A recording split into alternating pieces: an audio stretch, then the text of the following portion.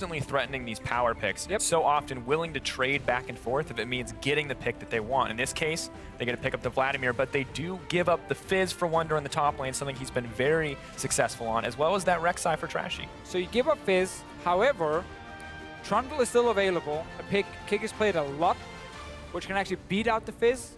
Up in the top lane, Irelia will struggle early game against Fizz, but once she gets Sheen and she gets either Phage or Stinger, she can actually start going toe-to-toe, and it becomes a skill matchup up in the top lane. You just have to worry about the all-in from the Fizz, also because he can run an offensive summoner. So that definitely enough options for Kikis top lane, making the Vladimir the correct first choice. Because Rek'Sai, yes, she's fantastic right now, but there are still a lot of junglers which are so close to her in level. Gragas, Elise, these kind of picks are still very good. So I think D2 is fine first pick and Vlad, also because they ban away that Anivia and set it up. Yeah, and I think overall the jungle pool just so even, as long as Nidalee's taken off the table. And Kindred, I'm not sure where she stacks up these days, but I think just a kind of a caution ban. It's a trick ban almost more than anything. She wasn't even banned that much yesterday. A lot of junglers don't really seem to favor her anymore. They like Rek'Sai, Elise, Gragas, Nidalee, like these picks above her. But Trick has been a fantastic Kindred player in the past. And clearly Splyce is respecting it, maybe something from scrims as well. Clearly earned that respect, obviously, in the previous season. And now busting out potentially the Gragas jungle, although we have seen that pick in the top lane as well. Of course, Sivir for Zven. You've got a lot of mobility coming in on this comp, and I really love the way that Sivir pairs with this Vladimir. Exactly. It's just synergy across all three picks so far. Splyce can still build zone control with Zyra. Zyra Ashe is possible for them to pick. If you want more mobility in your AD carry, that's where the Lucian then comes in, or an Israel. But the Zyra here, it's offering zone control against Vladimir. It's what you need to beat him. Because if he's forced to always have to flash over that ulti, well, if Flash is down for one team fight, then it's actually not easy, but it's easier to then kite back and try and survive that engage coming from D2. Because it's very much a we gotta run at you composition. Absolutely, and I really like the flexibility coming out here from Splyce on the opposite side as well. They've got excellent disengage with that Zyra, as well as excellent potential engage with the Fizz and the Rek'Sai. It seems very flexible so far.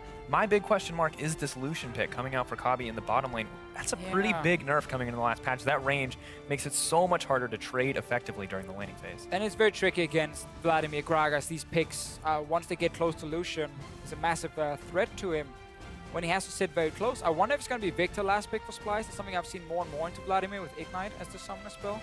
And you then play very aggressive in the laning phase against him. And then you have like Zyra ulti plus the Victor gravity field as like your zone control. And if you do manage to stun someone, or you manage to force them to like run at you and then take a detour around, you can get some pretty good damage down. I don't think Poppy is going to be the choice. It wouldn't make a whole lot of sense to me at least. But then Splyce could move the Fizz to mid lane. I think Victor, though, is a great choice.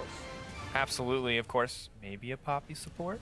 I'm not gonna get my heart set on anything quite yet. Double Doge isn't here. The meta is too explosive. Hey, a lot of people played it for a while, although it's true. The Doge is not here elsewhere in the world. But the Soraka locked in for Mithy, as well as once again we're seeing this Irelia in the hands of Kikis. This is a really interesting shift for the team because so often Trick, aggressive junglers we talked about last game. Now, really Kikis showing up on this champion. Did fall behind a bit in lane, but Trick, used to feel like he just was always around Perkz. Now he's consistently in that top lane providing pressure. Especially also because we knew Wunder was trying to snowball that lane himself with the Ilaoi pick. Really? This is the greatest series ever. I'm so happy about this. Interesting stuff. Mid lane. Splyce clearly have prepared quite a few counter picks to Vladimir when he gets locked in as a first pick. Because again, yesterday was the Anivia, something we've seen over in the LCK as well, especially from Faker. But just because Faker does it doesn't mean it is straight up a counter pick. That's very true. Things Faker does should not be your standard for what you should pick in the mid lane. Here's the situation I want to talk about. This is the dream situation in my head. Zyra lays down Stranglethorns. We lay down the brand new Cassiopeia Miasma. Of course, that grounded effect means you cannot use any mobility spells while you're under the effect of that poison, and it feels like a guaranteed way to land that Stranglethorn. And yeah, you have this amazing run at you comp on the side of G2, using the Soraka in the hands of Mithy to keep everyone healthy, but on the opposite side, if you get the right setup, this comp is very strong. Again, we're going towards the zone control option. Just poison everywhere. Stranglethorn coming in from Zyra as well. it can become difficult then for G2 to engage, but that's where the Gragas comes in and becomes like the big playmaker. Flash body slam against some of these targets like Zyra, like Lucian, like a Cassiopeia, obviously, who doesn't have any extra mobility, is so effective. So I'm looking at Trick in this game. If he can pull off the engages, I think there's a lot of ways for G2 then to win team fights. But if Splyce gets to kite back a little bit, set up these zones here, then suddenly it can become very scary. Of course, and if you think Trick can pull off those engages, you can tweet out hashtag G2win. If you think they can 2-0 this set, or if you think Splyce can bring it back and tie it up, tweet out hashtag SPYwin. Maybe the Cassio is going to be what it takes to move them forward in this game. You ready? I'm so ready. Game 1 was fantastic. So much action everywhere. And so even for so long as well. Splyce just keeping up, and I'm wondering how this game is going to unfold. But this is it, folks. Game 2, Splyce looking to tie this one up. G2 would be happy to have another 2-0 victory. There's a lot of questions we got to answer this time around because Cassio, not a pick we've seen in a long time here in EU. A pick a lot of people consider weak, honestly. After the mage rework, a lot of the mages were better. Some of them were even a little bit too strong, like Vladimir, even like Victor. But Cassio was one of their mages that were kind of left behind. Obviously, the biggest nerf was the fact she no longer gets to buy boots, which is a key nerf against this Cassiopeia. But it's interesting, they really committed to making sure Cassio has no mobility. No mobility. Well, obviously, she does scale up with it, but the fact there are no boots for her does eventually balance out as we move into the late game, but could be a huge issue in this early game, especially against Perkz on Vladimir with this Ghost, and a champion who is more than happy to just run at you and force these trades. But what she lacks in mobility, she does make up for in just raw damage output. It's a machine gun. Again, if you get to sit there and deal damage, it's great. But in these fights here, you're constantly trying to run away from multiple members because Irelia is coming for you, Vladimir is coming. Proto-build is probably going to be built by Perkz to give him even more mobility. And then, of course, Trick is the man, as we said, we're looking at.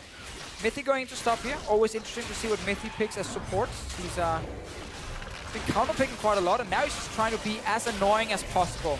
Stopping this Grump. He doesn't want to give Splyce a chance to rush a level 2 without losing some HP first. And also, obviously, Zven down in the lane trying to set up the first few minions. Get them low, then last hit them, and again, make sure Splyce can just instantly rush at you without losing something when they get level 2.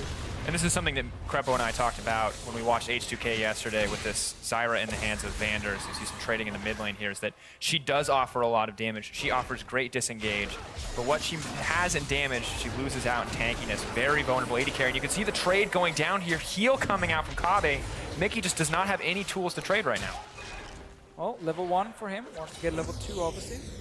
Very early, but we talked about this, how Mithy were trying to delay the Grump as much as possible. Zven was setting up the wave.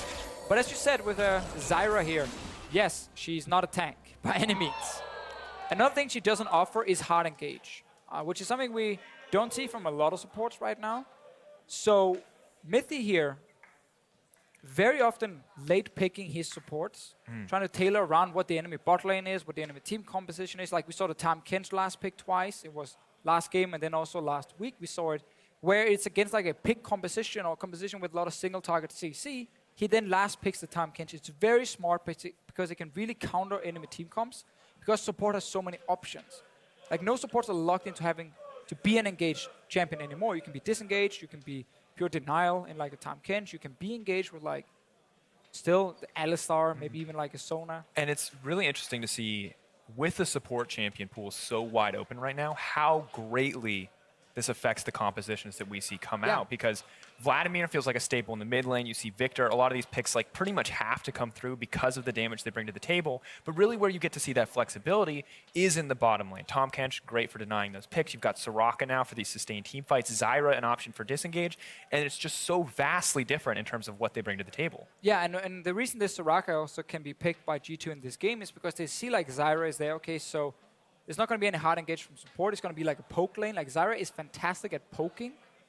But obviously then Soraka counters it by having so much sustain in the laning phase because Zyra can really all in. Unless you manage to land like a max range E, which is almost impossible. at pro level to set that up properly. The good old days when that had a 200 to 300 more projectile speed. Good old days, indeed. And when players were bad and you could just time it with them walking up to last hit a minion, you would just put a flower straight at them and then E on them and you would have your fight. But no longer, it doesn't happen anymore. Players are much better now, as you said, some changes. So this Soraka suddenly didn't really feel like a risky pick because the amount of engage weren't really there. Rek'sai is good though, but also because Cassiopeia comes in as a last pick. Obviously, D2 didn't know this, but she's a machine gun champion, and the Soraka's silence. That's exactly what I was going to talk about. It's can't perfect. stop her. Yeah, if Cassio's ever locked in a single area and you can't immediately blow her up, a quick silence to throw down. It's going to take her at least a second to walk out of that slow field, especially with such low mobility. And it's very interesting to see how these team fights unfold because there's a lot of counterplay opportunities on both sides, and I don't feel like it's last game where we're waiting for one composition to come be perfect. Like, we're not waiting for someone to scale up or have an amazing team fight opportunity like the Caitlyn. This time around, it feels much more even in multiple stages of the game. And this is why I like this top lane change as well with the meta, where it's, again, these champions, where it's actually worth it to gank the lane. Because Irelia, who gets ahead, or Fizz, who gets ahead, both of them can take over the lane. Great early trading here by Kikis. Excellent overall. Fizz, this is something sometimes a little bit weaker early game, doesn't have the Playful Trickster cooldown available whenever he needs it. And Kikis just no fear trading on the back of that level 3. Yeah, it's exactly here. Kikis managed to get a level up.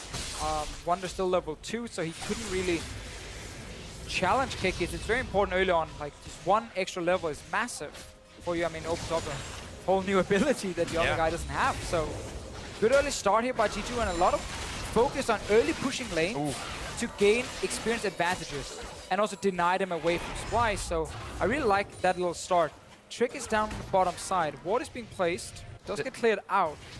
And I really like the flexibility that Trick has shown here. Last game we saw so much camping on the top side, but now that Kikis looks a little bit more comfortable in the laning phase, he's kind of shifting where he wants to put that pressure. And that flexibility is going to pay dividends for G2 depending on how these lanes unfold. Yeah, here he's basically just, he was there for safety. Like, you guys are going to push up again and again and again because what G2 is trying to do is force every single potion away from Splyce bot lane, which they have now managed to do. Meaning that every single trade that happens from now on is heavily in favor of G2. Only an all-in can work from Splyce, but they're too low to all-in. So there's Soraka healing, there's still a potion on your AD carry, meaning Splyce cannot take more poke damage. But they're stuck on the tower against a Soraka with Q, the bouncing damage as well from a Sivir. Like, it's really difficult for Splyce, and they're forced to recall, honestly, very soon. And then they fall even further behind. It's 38 CS to 20. And something I want to talk about here is that you look at the mid lane as you see the trades happening on bottom. Cassio has to burn through all of her mana to trade effectively with this Vladimir and all the sustain that he brings to the table. And you can see means that Sencux just consistently getting bullied out here. And while the Cassio may be able to bring something to the table later in the game, it is really suffering here in the early laning phase. Yeah, and she just struggles so much against like big front line, like a Gragas in here, who can just dive straight at her because she has to constantly move then and kite around, and she can't really reach the backline due to a very short range as well. So it's difficult. Bot lane is still staying in lane, but they're very low, meaning they have zero pressure on the side of Splyce because they got poked down, no potions, lost so much from the Gromp as well. Early push in, Trick once again on bottom side, making sure my bot lane is not going to get ganked. And now you can set up a dive because look how low Zyra is. Moving in, Mithy does still have a snare. Great silence, quick first blood, double kill. Best bot lane in EU, backed up by their jungler. Gonna snag that one with no effort whatsoever. And top lane, Sifa. Kikis is on the wrong side, and here's Trashy. Oh, Kikis' wild ride, dropping lower. All it's gonna take is one more Prey Seeker. Or a quick smite. Drop him down. Love it. Little hand to God action there. Just didn't want to risk Kikis flashing away as well. But G2 definitely getting the better end of that trade. Absolutely. 2 kills on the bottom side. Great start for them. And now on your first back, you get a BF sword. And look, the thing that I want to point out here is not only do they get these kills, but look at the massive differential in farm. You pointed out mid lane, 58 to 36 now. Looking at the bot lane, 58 to 26. Yeah. Kobbe, 30 CS differential. This is 6 minutes into the game. I actually pointed out the bot lane, but because mid lane was the same, then obviously it fit for both of them. They were just so far ahead. And farm, this Cassiopeia pick is not really showing anything yet. Level 6 has been hit now. I want to see, once they get this one-on-one trade, the Cassiopeia should be able to win it. And often when you play against Vlad, what you're trying to do is just deal more damage than he can actually sustain. But the problem is you need to do it consistently, like all the time, because otherwise he's going to sustain back from minions. And then it becomes very difficult, and Black can also just put down his ulti and then step away from you to get even more HP. But because G2 got such a big advantage on bottom side, they made a very early swap, putting a Gragas on bottom side just to defend with the ulti. Oh, nice use of the ultimate there just to break that wave. Wunder moving in here. Just a little bit of cheeky trading going down. Splyce focusing their attention on the bottom side. G2 grabbing their first tower. This is something I see more and more now, where if you have an advantage, especially in the 2v2 lane, you recall, and instead of returning to your lane, you instantly rush to the opposite lane, and then you send either your jungler, or if you have a support who can actually wave clear, down a Perkz. I'm pretty sure Not at all what you want. Mithy, here. Soraka ambulance, perfectly on the way, but No mana now, so damage is kind of gone. But as I said before, you didn't send, like I saw Splyce dude with Zyra, they sent her to the lane to defend and just used everything on minions to just slow you down. G2 just did the exact same, because they had a Gragas with level 6, so they put Q and then ulti. Again, slow down Splyce. It means you get that early tower, you head in tempo, so you have now recall with your AD carry, and you can return to whichever lane you want to. Splyce is just recalling now because they got delayed. So something I see more and more, it's interesting with some of these picks that can actually wave clear, like Gragas, like Zyra. something that we have to look for too if more tower trades do come out. Good dodge out on the equilibrium strike there by Wunder. Does not, however, give it the cooldown, so just a quick hop back in. But we can see while every other lane on the side of Splyce may be suffering, Wunder doing quite well for himself. A 20 CS advantage. Kikis going to shrink this up at least a little bit. Wunder starting to get aggressive. Trick here. Trashy though. Trick not even going to pay attention to that. Knock back into the turret. Does he have the playful trickster? Does not look like it. Great movement. Can they make it two? The flash away. Trashy doesn't have his from earlier. That's going to be the one for Zero. The moment of overstep there from Wunder in the top lane. So not only is G2 winning bot lane and mid lane, the only lane they are technically losing is top.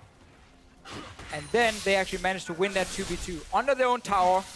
Splyce trying to set up a dive. Backfires and G2 picks up another kill. So 2,000 gold lead for them. Almost 2,000 at this point. And a free farming Vladimir is Sivir with a massive advantage. Let's see it again. So setting up a dive is actually correct from Splyce, because when you have these big advantages, you gotta dive, you gotta really commit to it. Great gank though from Trick, and now here, damage is gone, stun from Kikis. Trashy, of course, used the flash earlier to pick up that first kill, so just has no follow-up. Perkz taking a lot of damage though, could be in trouble. Rek'sai on the hunt, the flash out, Ghost used as well. Mobility Summoner's paying off in the end as Perkz will make it to safety, but just gonna grab a quick bit of healing off those Raptors and run right back to the middle lane. TP into bottom though. On the hunt, burn, Kobbe in trouble. Equilibrium strike going to come out. Silence goes down. Is not going to be able to lock up Kikis. Great movement there coming in from the team. And another kill drops for G2. They are dominating Splyce. Yeah, it's so hard for Splyce right now because everywhere they go on the map, there's a chance of them dying. Oh no. Mickey, yeah. Level 8 to level 5. The fat man is coming. Knock back, knock in. That's the belly. Taken down. Perkz getting aggressive in the mid lane. It just never stops. G2 absolutely own the map. This feels like a throwback to when we saw them in spring, where they just get the lead early game and they just obliterate your team. There's only one lane Splyce is winning. Again, it's top. Trashy's in behind. Is that TP location for Wunder? Or Trashy's just trying to like buy time and clear out the wave? They can't really do a whole lot, but again, they're only winning top on the side of Splyce. So G2 is constantly just sending multiple members around to push tower. You're like, okay, you're winning that one lane, that's great, but we're already taking the top tower because we send our Sivir up there. Now we're putting all the pressure on bottom side. You saw Kikis TP in. Here's the Wunder TP we talked about. Mithy in trouble though. This is going to be the Soraka going down. Nice quick pickup. Good dodge out there overall. Perkz ready to heal back up. But in the meantime, still on the dragon. Trix just grabs the Infernal Dragon, and this is one of the most terrifying dragons to play against when the enemy team does have a lead, because 8% may not be worth too much. But if you're an item up, it just makes it that much scarier. Wunder, my God! Burned down instantly. Trashy maybe trying to come back in, but Sencux is keeping the trade going. Irelia looking pretty strong right about now. Oh, nice movement in there. Heal. Is it going to be enough? One more tick. Can he draw? Splyce cannot get a break this time. The gold lead continues to extend, and they want to get this tower, but Mithy's already on the way to try to stop this. Just Soraka though, for now. Minion wave is dying, so Splyce not able to get the tower, but more trading, more fights early on here. Tier is great for new Cassiopeia, obviously, with the region coming from it. So in fact, you just gotta deal some more DPS. Of course, cost reduction on those spells is nice to have. She casts so many. Perkz taking some decent damage here. Looks like Splyce are going to try to commit to this trade, but the Ghost cooldown so much lower. He's going to be able to run to safety once again. Yeah, and also you see early cooldown reduction boots from Perkz, reducing cooldown even more on his 2 summoner spells. Very effective. Ghost is fantastic on Vladimir, especially late game. I think it's much better than like Teleport because you need it for these team fights. You do so much also with the scaling of it. So great for him later on, and he needs it to dodge around the Zyra ulti and the poison from the Cassiopeia. Oh, Snare not going to come out. Rek'sai not going to be moving towards Perkz. But he's keeping 2 guys busy right now on the bottom side, and rest of G2 has completely warded up top side of the map, applying pressure on 2 lanes, but not able to commit right now. They know Perkz can't join because he's getting pushed in. Trashy. Maybe looking to move in from the side. Zven suddenly all on his own. They're now going to move over to take Rift Herald. G2, they don't even care about these individual lane matchups. They already have the farm lead. They've got the pressure advantage, and they're just going to keep taking anything and everything that's left open to them. Yeah, this laning phase ended like 5-6 minutes ago because we had that massive advantage on the bottom side. We talked about it again and again, how G2 were playing around, pushing in, burning all the potions. Trick shows up just as backup. He said, guys, I'm just here in case a gank does happen. I'm here to counter gank, so you can keep pushing, keep pushing. Set up that dive later for him. Easy target, 2 kills, swap top lane, get another tower. Really just speed up the game. And it's been a G2 thing for 2 splits now. High tempo. Even in the game we had before where they technically wanted to scale up in team fight, they were active on the map. Trading fights and objectives across the map. And that's the thing. Offense is the best defense. You have to make plays yourself to stop the other team from doing something. Or Perkz trying to get aggressive. Stranglethorn's not going to land. Maybe hoping to get out. Wish comes through. Trashy on the way. Perkz set to drop here. Good play coming in from Kobbe and the rest of Splyce. A moment of over-aggression. Not going to mean much, unfortunately, for them, but a brief reprieve from this pressure, and they may want to turn it into more. Potentially looking to catch out Trick. Not going to be enough. And I don't mind these kind of plays if the rest of your team is doing something. Trick. Getting aggressive, wants to kill onto Zyra. All right. I guess you can do that. Moving forward, though, Soraka suddenly on the back line. Kobbe has no mana, moving into the silence field, gets snared up. That's a massive moment of mispositioning. Sencux there to make sure they have the safe retreat. But Trick, huge show of confidence there. As I said before here, I don't mind the plays Perkz are trying to do if the rest of your team is pushing other lanes and you're buying time, but in that case, G2 were not ready to push. They all came back from base. So it was just a bad play from Perkz in the first place. However, Trick is really fed. He's level 10. And he just wants to keep the play going. And we said there's no pressure, but when you have a minute and a half of fighting, essentially. And he sees like this support who's really, really squishy. He's like, okay, you're just gonna walk into my jungle? Well, I'm not afraid of your team, and just dives in. So he actually makes up for it and trades 1-for-1 technically. Yeah. Rest of G2 then has loads of time to get a mid tower. And that's why you know a game is almost impossible to win. When the enemy mid laner makes an over-risky play, gets punished for it, and they technically can't get anything, you still lose out, eventually. Gotta say, Zven moving forward here. Blocks that. Oh! Sorry, audience. That was good! Reaction time. I actually like the play there from Sencux, though. He got the spell shield away, and he's like, okay, this is my time. And then, instant. I don't care if that play did not get them anything. If I was Sencux, I would be so upset. Excellent little moment of individual outplay there from Zven. And we were talking earlier about the Zyra, and I feel like yesterday we talked about how squishy and vulnerable she could be, and no one really was able to capitalize on that. But today, Splyce are doing a very good job of punishing this pick. I mean, we talked about Trick in the champ select, how we're like, Trick, you know what? This is your game. If you're fantastic on this Gragas, if you can body slam, flash, start fights, you can get onto these squishy targets in the back line, and you will win the fights. And he's also winning 1v3 fights, but that's a different kind of story. He's playing well. Kikis with the Rift Hell buff, finds Wunder. Moving in, of course, going to be pretty easy for him to pick this one up. Rek'sai coming down, but it's going to be too little too late. Tries to make it out. Flash comes through. The Ignite not enough to stop Kikis' onslaught, and really just getting that much harder. Perkz wants his turn, though, for the 1v1 outplay. He's running on a Sencux, knows there's no ult available, and that's going to be easy to burn down. Ignite's simply not enough. Trick tried to help. He wants the assist. Maybe he wants the kill even for himself. Tanking the tower as they move in. And there's Unfortunately for Splyce, this game just is not getting any easier, and G2 are putting on a clinic in how to dominate a team. Splyce getting back what they can in these exchanges, but hope running out for the young lineup.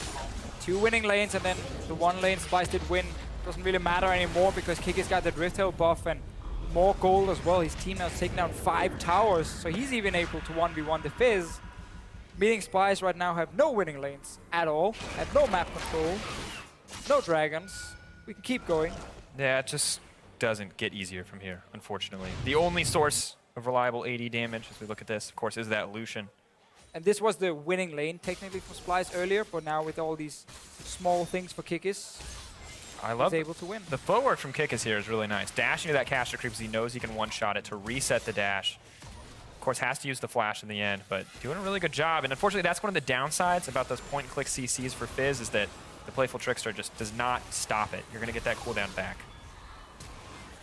And then technically the 1v1, but there was no ulti because it was used before. Yeah.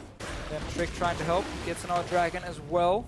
Spends a lot of time in this pit, solo taking the dragon. Yeah, last time it took him about a minute, I think, to actually kill the dragon, but the rest of the team were just fighting in mid lane and getting winning kills as well. So, So, I guess why not? yeah. Things going very well for G2 this time around. Good to see that after a I very... like that statement. It's going very well. Yeah, you know, 6,000 gold lead, 18 minutes in, 2 dragons, 5 towers. Well, and I like the way that they've been able to shift their style here as they pick up that Ocean Drake as well. Like Perkz, he's just going to be able to walk away here. Cassio, though, getting a little aggressive. Wunder maybe looking to make this play happen. Pool's already been burned. Soraka, how much healing does she have? Nice sidestep. Perkz using the Ghost, trying to make it to safety. Mithy healing up what he can, but the Soraka just making sure the Vladimir will not drop. So Trashy suddenly in trouble. Mithy on the sides, though, will get burned down. Good pickup from Splyce. But Zven is on the top side pushing already. G2 didn't want to fight here. That's why they just tried to disengage because Zven wasn't there. Kikis as well. Coming from the bottom side. Splyce only gets 1 kill. But at this point, 1 kill is basically all you can hope for. Oh, Mickey, so squishy. Almost burned down immediately. Zven, of course, does have to burn that ultimate on the top side to make it to safety. While G2 may have given up that kill, they still have that massive gold lead in their favor. And if you are G2 at this point, your focus is taking down towers, really not getting more kills because you have a big enough advantage. You just want to make sure the enemy team has no towers left other than their base, and then you can just take an early Baron once it spawns, or set up a fight around it and force them to come and fight you. So them trading 1 kill for 50% damage on this top tower technically is worth it. But if you are Splyce, it's small victories now. It's the very, very small things like, can we get a few extra waves? Can we maybe pick up a kill without losing an objective straight up? Slowly, you might be able to claw your way back, but it is so difficult at this point, and as long as G2 can play around this Baron properly, Splyce should never have a chance to really get to late game. Not that I think the late game is that much better for Splyce either. I actually think G2 has a fantastic late game. The thing that I really want to look at, though, is that the one good piece of news for Splyce is that it's not double Mountain Drake this time around. Because if G2 had that, there'd be no question that they could burn down the Baron instantly. So at least they can feel comfortable that they should be able to contest these Barons, because it's still going to take a long time for G2 to burn through them, especially at the 20-minute mark. Towers, unfortunately, a different story. As Trashy has to flash out there. The fight now happening. Wunder looks to go deep here. Zven very low mana. Jump up, jump down, but Zven is still alive. The shutdown comes in for Kobbe. The fight continues. Here comes Perkz, though. Maybe looking to play on the back line. Kikis taking a lot of damage on the front. Perkz not sure where he wants to go. G2 have to be careful here. The turn comes out. Wunder now getting aggressive, moving forward. Mithy healing up who he can. Witch comes out.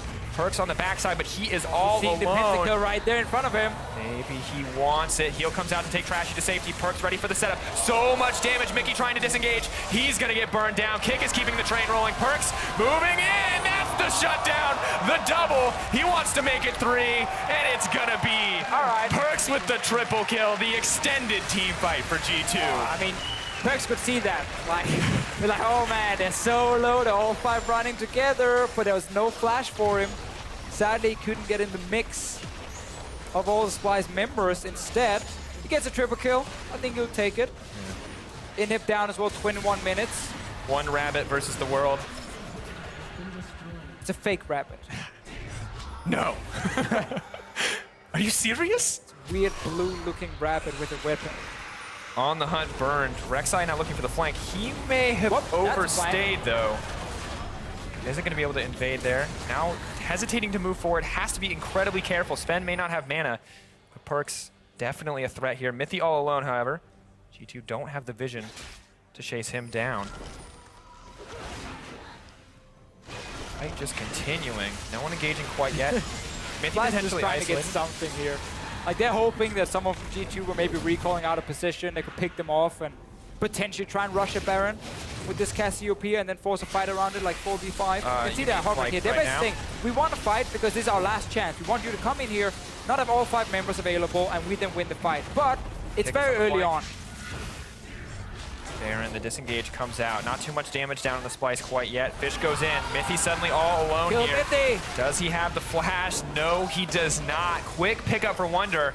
It's going to make the fight really easy, but Splyce just taking the consolation prize here. They're paying out the mid lane, and they have to defend. Well, they're getting some of these kills we talked about and why they started their Baron. Sven, though, suddenly has mana. A lot easier for him to pick up these kills. That's the 3-man Hemoplex. Flash in from Perkz. Gonna grab another one. The double coming in for him. Kikis on a rampage. He gets 2. Perkz gets 2. And Splyce gets aced. The shutdown comes in, but it's just the consolation prize as G2 are now poised to break another inhibitor. The only thing Splyce could do, try and force a fight when maybe some of the members for G2 were back in base, get a few picks here and there. Otherwise, nothing you can do. Sadly for them, rest of G2 was still around. Inhib goes down. 6 kills on Perkz now on this Vladimir. Still, I'm looking at Trick as the man. In the early game, great early ganks from him. Control. He's been playing really well today. And now everyone else is just benefiting from the performance Trick had. And technically, the laners had also in the early game. Like everyone, man, they just played well. Absolutely, the team as a whole just doing incredibly well. Kikis on this Irelia pick, looking strong. And we gone way back here. So it's a fight before the whole Baron dance started happening. And basically here you see a wild Perkz showing up at the bottom of your screen, watching 5 members running next to each other. He wants it so bad. They're so low. He's an AoE mage, but Protoball used there, no flash for him, and it's just not possible to get close enough. Where's the Malphite ulti when you need it to set up the Vladimir? Oh, no Vladimir ultimate needed. We're going to watch this. You can see hunger in his eyes. Kikis ruining the potential for a Quadra. How dare you? And then just, yes. Beautiful. Sweet release on that E. Happy to grab the triple kill there and then just continue to dominate in the following fight. Of course, now has the death cap as well. Why not? On top of double Ocean Drake and Infernal Drake. Kikis. Any other champion, I'd say maybe they're caught out, but Kikis just walking away there. Oh, Trashy though. May not be so fortunate. Now we at the Baron again. One more time. Double inhib down. Splyce looking for that one crazy team fight. Mithy potentially in trouble. Trick looking for the angle on the barrel. Trashy and Sencux going forward, but now the flank comes out. That's a moment of misposition. Pop goes the Cassio. Domination coming in for G2 once again. Splyce trying to get what they can. Wunder buying time on the back lines, but he is poised to drop. Hawk, skip, and a jump back into Mithy to pick up the return kill, but in the end, he's still going to drop. And Perkz, the triple kill. What? The quadra kill coming in. This man, 1v5, the dream for the Vladimir. He's going to end the game. The rest of his team happy to pick up the kill on the bunny, but Perkz, the man on a mission to make this game happen. And of course, Mithy is the only man dying, feeding as much as he can down the back line. But yeah, massive, massive, massive win for G2 here. What a game. Absolutely. A commanding win coming in from G2 and the aggressive style from them we've come to know and love. And another 2-0, 7-1.